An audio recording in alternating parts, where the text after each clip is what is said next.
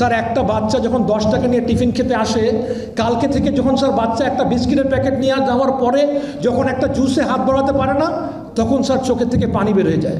Sir আমরাও মানুষ, আমরা ব্যবসায়ী হতে পারি, বাট সর্বপ্রথমে কিন্তু স্যার আমরা বাঙালি।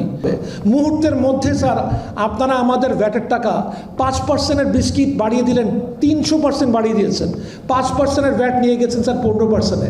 মানুষের স্যার দেয়ালে পিঠ থেকে গেছে। স্যার আমরা রাস্তায় নামতে চাই না, আমরা ব্যবসায়ী। স্যার আগামী দিনে যদি ব্যবসা না থাকে, রাস্তায় নামা ছাড়া কিন্তু কোনো উপায় থাকবে না। স্যার আমরা আগামী 7 দিন স্যার আপনাদের সাথে কথা বলবো, বারবার আসবো, ভিক্ষা করব, বিনয় করব, যুক্তি দিয়ে বুঝাবো। তারপরে স্যার রাস্তায় নামা ছাড়া কিন্তু স্যার কোনো উপায় থাকবে না। বিকজ যদি ব্যবসা না থাকে, আগামী মাস থেকে 1.5 লক্ষ মানুষের বেতন স্যার কোথা থেকে দিব?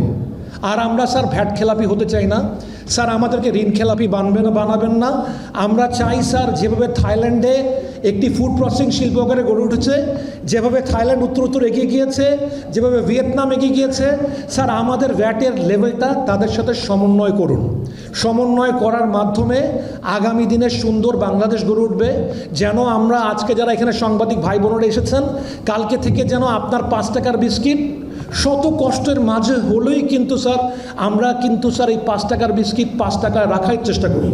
স্যার আপনার থেকে যখন 5 টাকার জায়গায় 60 টাকা চেয়ে নিতে হয়, খুব কষ্ট হয়। স্যার একটা বাচ্চা যখন 10 টাকা নিয়ে টিফিন খেতে আসে, কালকে থেকে যখন স্যার বাচ্চা একটা বিস্কিটের প্যাকেট নিয়ে যাওয়ার পরে যখন একটা জুসে হাত বাড়াতে পারে না, তখন স্যার চোখের থেকে পানি বের হয়ে যায়। স্যার আমরাও মানুষ, আমরা ব্যবসায়ী হতে পারি, বাট সর্বপ্রথমে কিন্তু স্যার আমরা বাঙালি। আমরা বাংলাদেশের ব্যবসায়ী হয়ে আমরা সেবার মানসিকতা নিয়ে ব্যবসা করতে চাই। স্যার আপনারা আমাদের সরকার, স্যার আপনারা আমাদের পাশে দাঁড়ান। অনুগ্রহপূর্বক স্যার আমার কথাগুলো মন দিয়ে শুনবেন। যদি স্যার আমার কথাগুলো যদি ক্লিয়ার না হয়, তাহলে ডাকবেন। যখন অফিসে অ্যাপয়েন্টমেন্ট নিয়ে দেখা করতে যাব, প্লিজ একটু সময় দিবেন। তারপরে যদি যুক্তিসঙ্গতভাবে আমাদের বুকে রোলার কোস্টার চালাতে যদি বাধ্য হন, সেজন্য আমরা রাজি আছি। বাট তার আগে স্যার আমাদেরকে পথে নেওয়া হবেন না, প্লিজ। স্যার ব্যবসায়িক কর্মকাণ্ড স্থাপন করেছি। আগে বাংলাদেশ থেকে কোনো ফুড প্রোডাক্ট বিদেশে এক্সপোর্ট হতো না।